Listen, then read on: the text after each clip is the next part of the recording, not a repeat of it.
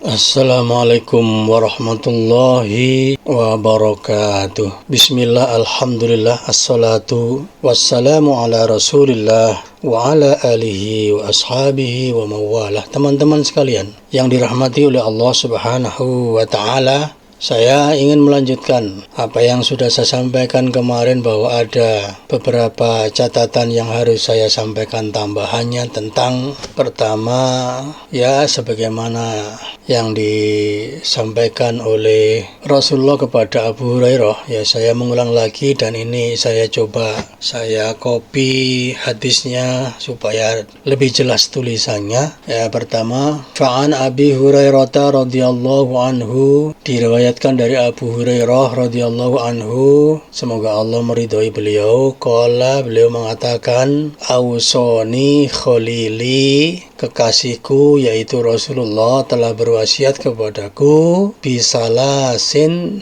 dengan 3 hal atau 3 perkara. Pesan ini disampaikan untuk dijaga. La ada'uhunna, saya tidak pernah meninggalkannya, 3 pesan tersebut, hatta amuta, sampai saya mati.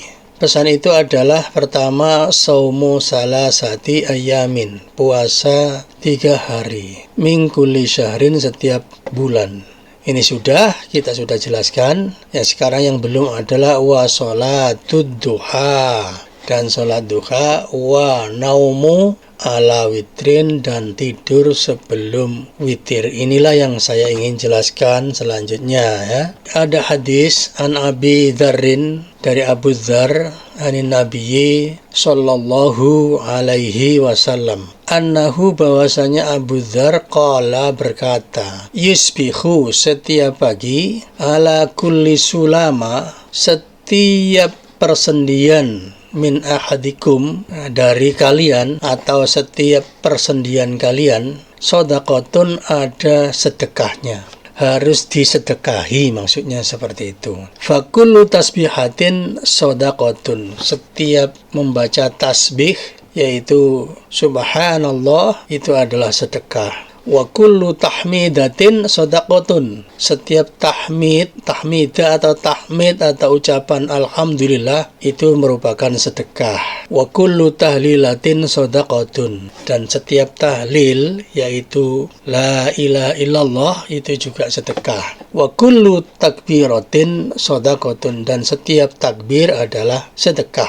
Mengucapkan Allahu Akbar itu adalah sedekah. Wa amrun bil ma'rufi shadaqatun, dan memerintahkan kepada yang ma'ruf itu juga sedekah.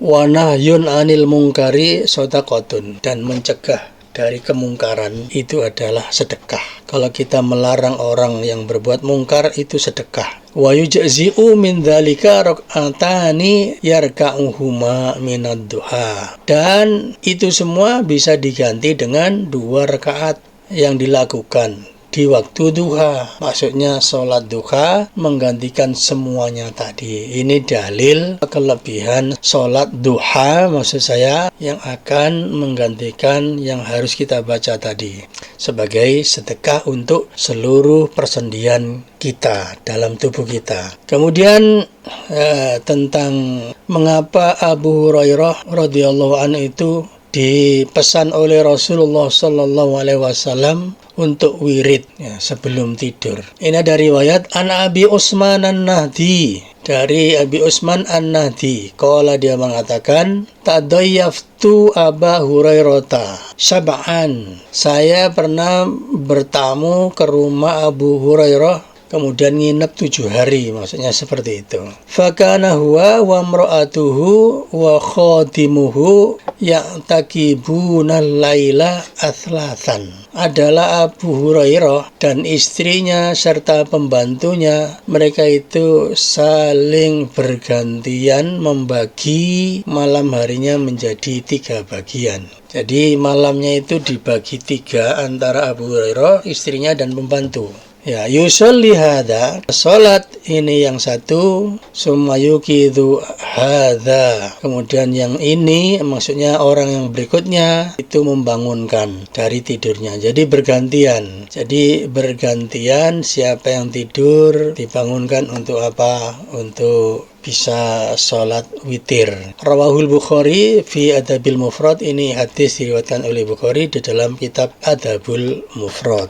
Nah, kemudian penjelasan Ibnu Hajar Al-Asqalani dalam Fathul Bari syarah Imam Bukhari mengatakan, kila dikatakan sababuhu, sebabnya Abu Hurairah itu, annahu, bahwasanya Abu Hurairah itu yastagilu, Abu Hurairah itu sibuk awwala lailihi, di awal-awal malam, bistikhdorihi, untuk mengulang-ulang, limahfudhotihi, hafalannya, minal ahadisil kasiroti, hafalan hadis-hadisnya yang banyak, allati lam yusayirhu, yang tidak disamai Abu Hurairah itu, fi hifzi misliha, dalam menghafal hadis yang sebanyak itu, aksarus sahabati, kebanyakan sahabat. Maksudnya banyak sekali sahabat yang tidak bisa menandingi hafalan Abu Hurairah dalam menghafal hadis. Karena memang Abu Hurairah itu setiap malam mengulang hafalan di awal malam, sehingga khawatir beliau itu tidak bisa bangun malam karena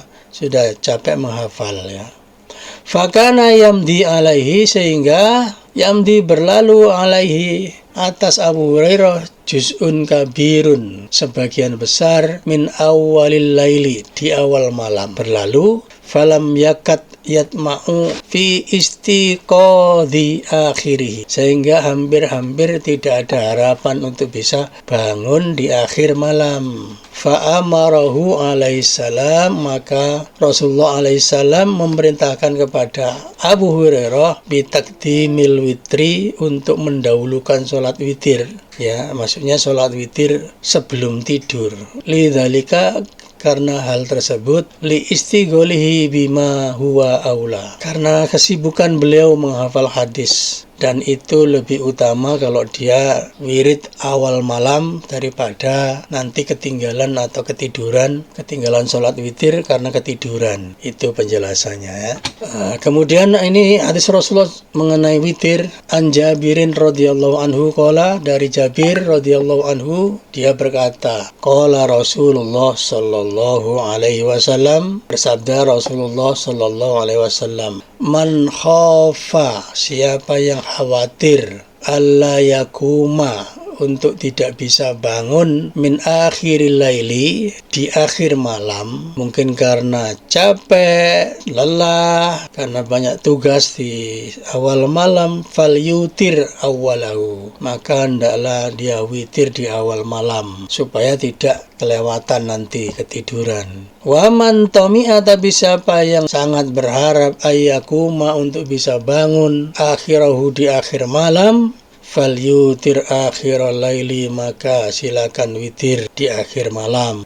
Fa inna sholata akhiril laili, karena sholat di akhir malam itu masyhudatun, disaksikan malaikat.